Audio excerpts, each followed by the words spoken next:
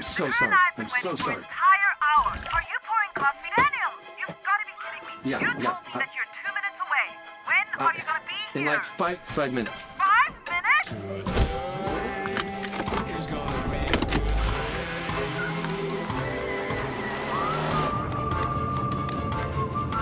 minutes? Daniel? Mm-hmm. Oh!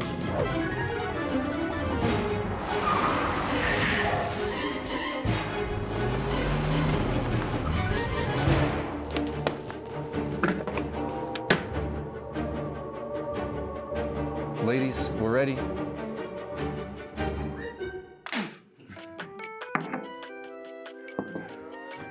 morning. Hey, good morning. Congratulations. When are you due? Good Day with Daniel Bennett. Good day. Well, welcome to another episode of Good Day. My name is Daniel Bennett, and it's great to have you join us today. And I'll start off by saying today's going to be a good day. You know, you get to decide if today's a good day or not. Don't worry about what's going on in the world. I mean, sometimes we have to address it and things like that, but we don't have to let that determine if we have a good day or not. So I'll start off with a quick little story about my kids, sort of about my kids. Is also involving me. I took them to a playground. It's a playground on the drive. We were going to Denver, and so it's a longer drive, and so we stopped halfway there to go to a playground. And they're playing on this big metal jungle gym thing. And I was helping one of my kids in the middle of it, and when I let go of them and I back out, I just slammed my head on this metal bar, and it didn't move or make a sound, anything. It was so sturdy that it was just my skull. Like I bit my teeth really hard. Have you ever had that where you hit your head so hard that your teeth smash together? I got like this huge headache. So I smashed my head and I said, "Holy cow." And my kids loved that. So that became like, so even though I'm in incredible pain, my kids are like, "Holy cow." So for months now, my kids love saying "Holy cow." And I'm glad that's what I said, right? Thankfully, I don't have certain words in my vocabulary, so they don't come out when I'm in intense pain. But now, especially my youngest, my 2-year-old, he loves to say "Holy cow." So anytime he gets hurt now, so if he drops something or bumps his own head, he'll say "Holy cow" and walk around. So that's now a thing in my world. You never know what's going to become a core memory for your kids, but that right there has become part of our family history now. And we now call it the Holy Cow Park. Do you want to go to the Holy Cow Park? You just never know. You can't force it. It just random things happen at times. There's a few things I threw that into one of those AI song generators. And so now I even have songs that we have about the Holy Cow Park and a few other things that have happened in our family. Anyway, that's not my practical tip for the day. My practical tip for the day is pop culture and when is it okay, when is it not okay. Now, I could talk about this for hours, and maybe sometime in the future I will, but I'll talk about pop culture sometimes in the show, and what happens is, when I do this with the students at school, I share some things. I might mention a movie or something like that. I'll have students come up to me and say, where's the line? When is it okay to enjoy something? When should we not watch it, right? So somehow I've become like the de facto person to ask about video games and movies and TV shows, things like that. Because like, where's the line on when it's okay to watch it, when's it not? Because most of the instructors here are older, so they don't even want to watch that stuff. And so they don't have a strong opinion on certain things because they're like, well, I don't watch any of it. Everything's a waste of time, right? If you ask my dad about video games, he'll say, there's just a giant waste of time. And I'll say, no, Dad, I'm going to go on TV and tell you that you're wrong. So anyway, so I want to talk a little bit about when is it okay and kind of where are the lines. So I have a few different points on this. Now, like I said, this is a huge topic. I could dive into it a lot more. Please don't be offended if I miss out on an important point that you would make. I'm just going to cover 3 points here real quick. There's many other points to be made. But the first one is, let me see here real quick. Oh, let me give a bit more background. I forgot one point I wanted to make. Is that part of why I care about this is because many years ago, I gave up everything. I gave up all the media, everything. I'm never reading books again. I'm never watching TV again. I'm never watching movies again. I'm never listening to music again, like music with lyrics. It wasn't Christian music. I'm walking away from all of that because I thought that's what God wanted. And God's the one who told me that I was wrong, that I was missing the point. I was just making this arbitrary rule and missing out on a part of life. Because the thing is, God's the one who invented stories. God's the one who invented fun. And so by saying I'm going to, I literally I didn't realize I was saying this, but I was saying, God, I love you so much. I don't care if I never have fun again. And God said, you've really misunderstood what I'm like. I'm the one who invented fun. I'm the one who invented stories. There's a reason why it connects with something deep inside of you. The key is to have wisdom and how we go about some things. And so my first tip, I have 3 tips, is don't violate your conscience, right? You can read more on this in 1 Corinthians chapter 8. You can go more into this. Basically, if it violates your conscience, if you feel guilty doing something, don't do it, right? It's super easy. And if somebody else is doing something and they feel fine about it, but you don't feel good about it, don't do it. Okay, don't violate your conscience.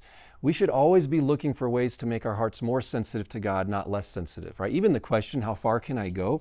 It's not a good question, because we're saying is, how much can I dull my senses to God's voice, when we should be saying, how much can I hear God as clearly as possible? And so my main rule of thumb is, if I enjoy something, I want to enjoy it with God. If I can't enjoy it with God, I don't want to enjoy it at all. So people say, well, which video games do you play? I only play ones that I can enjoy with God. Which movies do I watch? I only watch ones if I can enjoy them with God.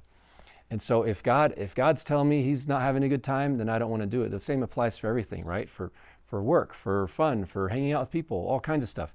Can I enjoy this relationship with God or not?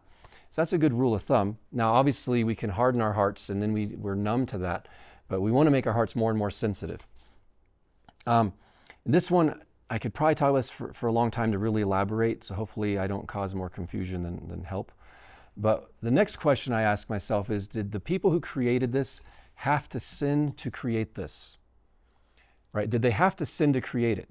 Right? There's a reason why sometimes, some things are okay because it's pretend, right? A lot of violence in movies is pretend. And so they didn't have to actually hurt people to make it. They're pretending, right? The actors all like each other. They're friends. They're just acting. As soon as they say cut, they're having a good time. So did they have to sin to create it? Now, some things are pretend, some things aren't, right? That's why it's a bit different when there's pretend violence, or there's real nudity, or real lust, or real things that shouldn't be happening, right? So are they doing something they shouldn't be doing, and that's the only way they could make it? Did they have to sin to make this thing? Because we shouldn't sit back and eat popcorn and enjoy and celebrate somebody sinning. So did they have to? I'm not saying did they or not, it's did they have to? Because maybe they did, maybe they didn't, I don't know their heart. But there's certain things where it's like, no, there's no way to do this in a godly way. There's no way to have created this form of art in a godly way. And my third one is, do I have to sin to enjoy it? Right? So what's it stirring up inside of me? Is the only way to enjoy this if I indulge in sin? Am I indulging in bloodlust or revenge or whatever it is? So, for example, sometimes I can enjoy fantasy types of violence because I see it more as an analogy or metaphor or an allegory, stuff like that. It's more fantastical. It's more about the theme behind it, right? I can watch an action movie and I'm very inspired by it because I see just the courage or things like that. So what's stirring up in me is things that are pure and noble and holy, even though somebody else may watch that and they're just getting really excited about the cruelty, things like that. Like I can handle some fantasy types of violence. I really hate cruelty. I can't stand cruelty. It just grieves me. If I see people being cruel, it might be very little violence, but a lot of cruelty, or it could be a lot of violence, but it's more fantasy. It's not about cruelty. It's more just about some epic story. So those are some of my tips that I go with. Does it have to stir up lust or hatred or greed or mockery or violence, things like that to enjoy it?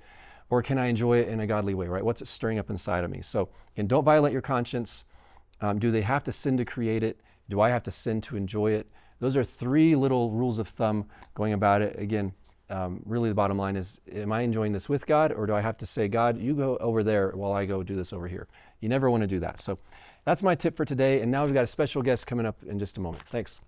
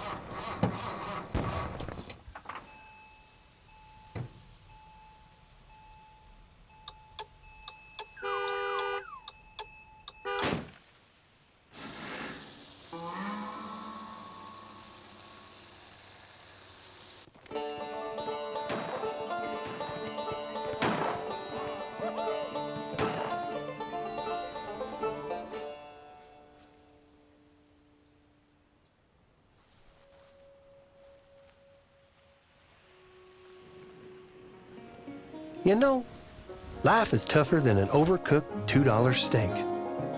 But keeping a good attitude, well, that just keeps it all in perspective. How to stay positive in a negative world. Log on to gooddayGTN.com to get your free copy today.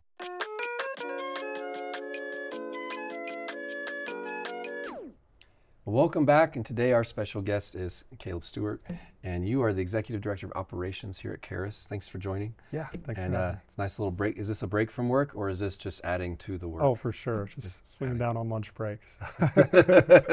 Yes, this is extra work. Yeah. But Caleb's a friend. He's a coworker. We've gotten to know each other over the last few years, and so at work and outside of work, I've got a lot of dirt on him. No, just kidding. No, there's a lot of topics that we can talk about. I'll have to figure out which ones to go with. But first, we have a game. I'm going to read a quote. You guess who got it. We'll see how many points we get. Then you'll read quotes. Okay. I won't get any of them. So, so first quote. Injustice anywhere is a threat to justice everywhere. Martin Luther King Jr. Yeah, 1 point. Do what you can with what you have where you are. Gandhi. No, Theodore Roosevelt. Most of these are their speech writers. Okay, that's helpful. And I'm saying that their speech writers wrote it. They just get the credit. Ask not what your country can do for you. Oh, come on. That's way too easy. Ask what you can do for your country. Oh, the pressure's on. Kennedy. Okay. We can complain because rose bushes have thorns, or rejoice because thorns have roses. It's like Mother Teresa. No, Abraham Lincoln. Okay. Nice. Give me liberty or give me death. Patrick Henry. Okay. I wouldn't have gotten that. The only thing we have to fear is fear itself. Oh, I should know this, but I don't. FDR. Franklin FDR. Roosevelt. That's Yeah. good. Okay. All right. Not bad. 2 points. 2 points. Yeah, I think 2 points. I put them in the wrong pile. It's okay. 3 points. Okay. 3 points. To the There's world. a financial reward here. To the world, you may be one person, but to one person, you may be the world. Is that Mother Teresa? Dr. Seuss. Dr. Seuss. Give me the trick ones. First one. Green eggs and ham I would have gotten. Yeah. The only limit to our realization of tomorrow is our doubts of today. No clue. FDR. See, I was like, these will just embarrass us. There's no looking good. This one's easy, but it's hard. We hold these truths to be self-evident that all men are created equal. Is it Jefferson? It is. Okay. Good job. I was like, Yeah. is this a trick question? Yeah. Like somebody else came Yeah, up with no. that line? It's Okay. good. The harder the conflict, the greater the triumph. Sounds like Churchill or something. George Washington. Okay. I don't even know who this is, so good luck. The best way to predict the future is to create it. Oh, that sounds like an inventor. I don't know, Elon Musk. Peter would know. Drucker. Drucker. Oh yeah, he writes all kinds of stuff on management. Oh, he's a okay. very famous. He's Nice. like 100 years ago. He was like 50 years ago or something. He wrote all kinds of books on management. I guess I missed the fad. Yeah. So. Yeah. Oh, you're giving him a point on this one. I have a dream. Oh, Martin Luther King Jr. Yeah. Okay. 2 I hope. points. I think I've said that too. A lot of people have said that. Yeah. So 5 points total. Yeah, 5 Not bad. total. If we get too few points, we just cancel the episode. Okay, nice. All right, so what we have here, and we can talk about whatever you want, because I do want to talk to you about a couple things, heart to heart. So the blue ones are serious questions, Okay. or deeper questions, and the red ones are lighthearted questions. All right. We're going to take turns asking each other questions for a little bit, and you can choose either stack that you want. So I'm going to start with a lighthearted one for you. This is a good one. If you could live in any fictional world, which one would it be and why? Oh, that is a good one. If I could live in any fictional world, which one would it be and why? I would have to say something futuristic like Star Wars or something, Star Trek, just for the Star Wars, the hovercraft. I've always wanted a hover car. Yeah. That pod racing, that's where you'd find me. Well, Star Wars was a long time ago. Yeah, Yeah. a long time ago in a Yeah. galaxy far, far away. But it's Yeah. futuristic in Yeah, that's technology. true. Something so, happened. Yeah. They haven't gotten that far yet. Yeah, that's a good one. This is a tough one. Fictional world. Where would it be? Yeah, futuristic would be cool. I think, see, I've always thought, what if you lived in a world with superheroes and you weren't one of them? It'd be so disappointing. Like if there were Superman and I was just normal Daniel, I'd be like, really, Lord? Like there's superheroes and I didn't get superpowers. So I don't want to live in a world with superheroes just in case I'm not one. But I want to live in a world where you more of an anime world, where because there they train, right? So like Dragon Ball, if you do enough push-ups, suddenly you can fly. I don't know how that works. So I think I'd want either just futuristic, something cool like that, or one where you can create your own superpowers. Okay, you know. So anyway, okay, your turn. I thought this had to be a specific world, but you just invented a Oh new well, one. the Dragon Ball world. Dragon Ball world. That's Although then it'd be kind of scary because they're always blowing up the world. I don't like Honestly, it'd probably just be something really fun and lighthearted if it was for real. Yeah. Or Groundhog Day. This is a good one. What's the most unexpected thing you've ever found in a public place? Most unexpected thing. Well, the first thing that comes to mind is I was at the mall with my dad as a kid, and I saw this pile of money just sitting on the ground. And I said, Dad, look, there's money. And he said, no. And I was like, Dad, look, there's money. And he's like, no. And then all of a sudden we see this lady just run by and just scoop it all up and keep running. My dad said, I'm sorry, Daniel. I guess you were right. And so I saw this big pile of cash just sitting there, and I missed my jackpot. Hopefully it was hers. Hopefully it was hers. But yeah, just pile of money. It's awesome. How about you? I forgot I had to answer this question. yeah. I should have thought this one out Yeah. better. I have no idea. I'm trying to the whole time you've been talking, I'm like, I don't know what I'm going to say to Yeah. this. Well, we can skip you. Yeah. Okay. Well, I guess you don't have to. You okay. can if you want to. Great. Okay. So you have dogs. What's the most unusual, funny experience you've had with a pet? Dogs. Well, this is sad, but really funny. Well, you're breaking the rule. Funny. Yeah, well, it'll get there quickly. So I've realized recently my Chihuahua he's 12, and I just realized in the past like 2 weeks that he's almost 100% blind. Oh no. And so That's not funny. yeah, no, but You're sick, Caleb. You're sick. but I came home and I had like my shoes were in the floor there, and I had my work bag nearby and a chair and something else. And anyway, this is last night, and I tried to point him in the right direction. I saw it coming. He came in from outside. He walked into my shoe, like head first into the shoe, comes out, is like, keeps walking. I'm like, no, this way, buddy. Oh. And he runs into my book bag next, and then runs into the other thing. So anyway, I'm believing for divine healing for Amen. Polar. Yeah. So Yeah. Mine's much less sad. I'll say a funny one. So once, this is way back when I was in high school, and I was on my bed, and I rolled off my bed instead of standing up. I just decided to roll off. I don't know why. I don't know why I make many decisions. So I just rolled off my bed onto the floor, and I didn't realize my dog had pooped right there. oh And no, so I just rolled through it. no, That's horrible. Yeah. Once I also sat on that dog, like it was sitting in the chair and I didn't expect it. There was a toy poodle. I sat down and I did not know there was, so I was just like plopping down. All of a sudden you hear the yelp and you jump up, I felt so bad. Anyway. Holy cow. Yeah. Holy cow. Yeah. I once heard somebody got rebuked for saying holy cow because they say it's in reference to the golden calf that the children of Israel created. And I was like, holy cow. I could see where that comes from, but I don't really care. There's so many worse things you can say. I'm not worshiping the cow. Yeah. I'm using it as anyway, okay. I want to shift gears here a little bit.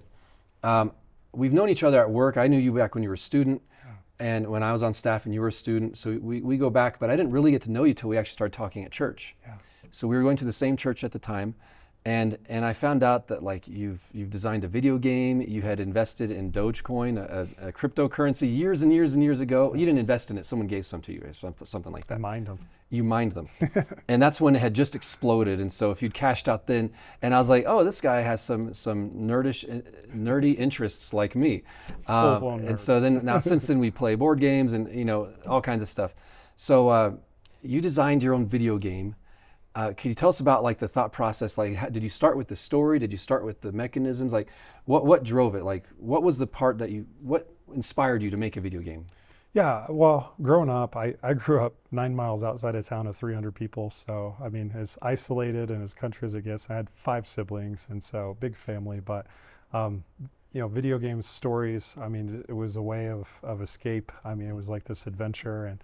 And like you, I had to through a process of sanctification with the Lord, and not using it as a crutch to escape, but coming full circle and realizing like way later in life, like I was actually pastoring a church at the time, and in my spare time I was designing this video game, so it was always something that I'd wanted to do. But the process of creating it actually, it was a little different because with the tools I had and my knowledge level wasn't like immense. I mean, I was a one person making a video game, but with the tools I had and the access to graphics that I had, and I mean, I had to pick up, a little bit of, using GIMP and learning how to manipulate images and stuff. But, I had to look at all the resources, and honestly, I took a little bit of a different approach.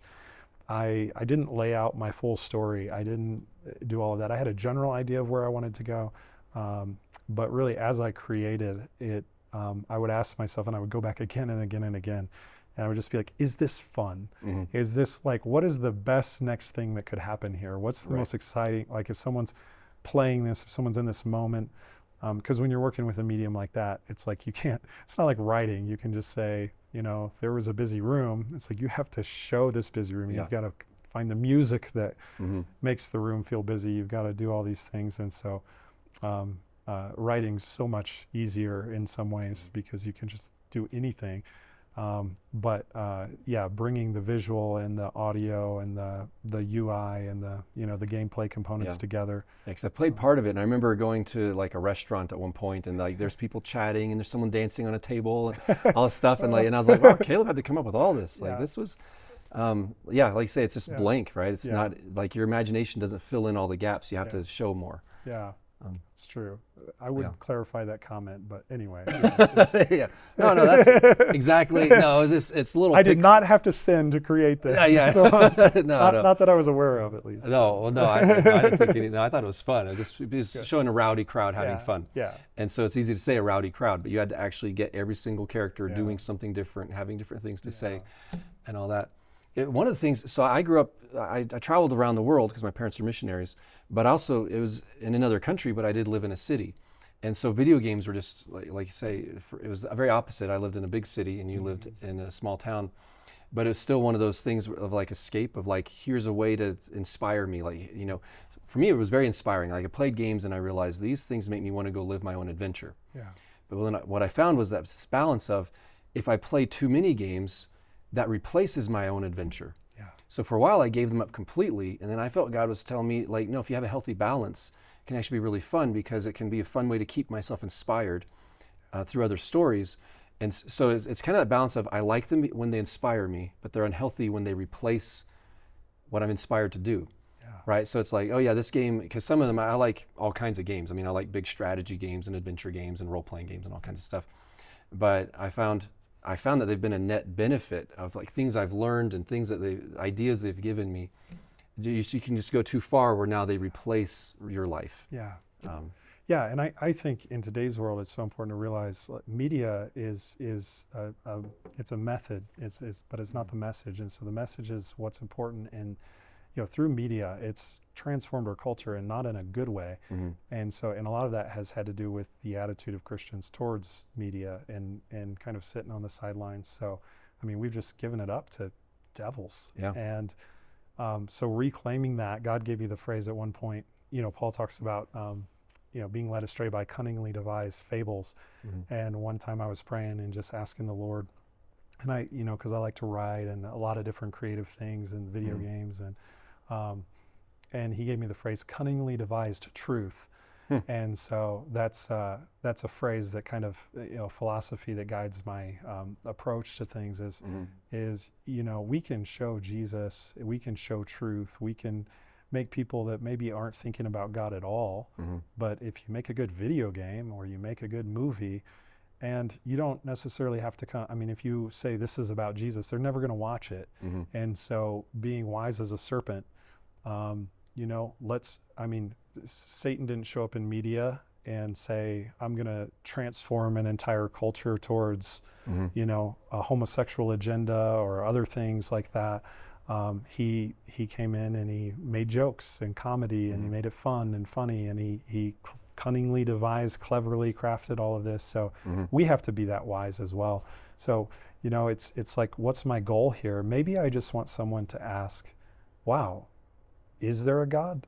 You know, wow, where did we come from? Wow, how did something come from nothing? You know, challenge some of these things in their mind. Just prick their conscience with a question through that media channel, and that can be something that God can use on a path towards knowing the Lord eventually. Yeah, I find all kinds of things can inspire us, right? It can be a line in a song. It can be a random quote, a book. I mean, there's so many things. Like if you're paying attention, you can be inspired by so many things. Just like how Jesus used parables, and it's like, well, kind of like this over here. This reveals God's kingdom too. There's so many things that, if we're listening, the Holy Spirit can just drive some truth home. So I do want to, so this episode sadly made you look like you only like nerdy things. If we had more time, because you actually are into hiking and all kinds of stuff. Oh, yeah. And I'd be interested in hearing kind of the balance of like, how do you love two things that conflict with each other? Well, I'll give you a quick anecdote. Yeah. So I was just camping this last weekend, and I bought a 1,000-watt 𝗎𝒂 power supply. And it was on sale on, you know, Prime Day. I got a really good deal on it. And anyway, I bought a TV projector. And so out in the woods, I hung up a tarp, and we actually watched, me and friends, we watched New Hope with, you know, episode 4 of Star Wars. Because I had to do so you went hiking and watched a movie. Yeah, instead exactly. of looking at the stars. Totally. No, I looked at the stars too. Okay. I didn't just on look the at screen, the or stars. No, up above. We did all that, but Yeah. we also went down, and it was like the forest theater. You know, it was cool. There was nothing like that. I can't wait to have kids and like give them memories of like, my dad took me out in the woods and showed me Star Wars. Yeah, see, awesome. for me, it's I just turn on the TV and I open a window and I'm like, look, we're outdoorsy. That's awesome. No, that's awesome. Anyway, well, thanks for joining so much. And I'll let you get back to all your other work that you're doing with dorms and all these other things and our kitchen and everything. But thank you guys for joining us. Hope you've enjoyed today's episode. And don't forget, today is going to be a good day.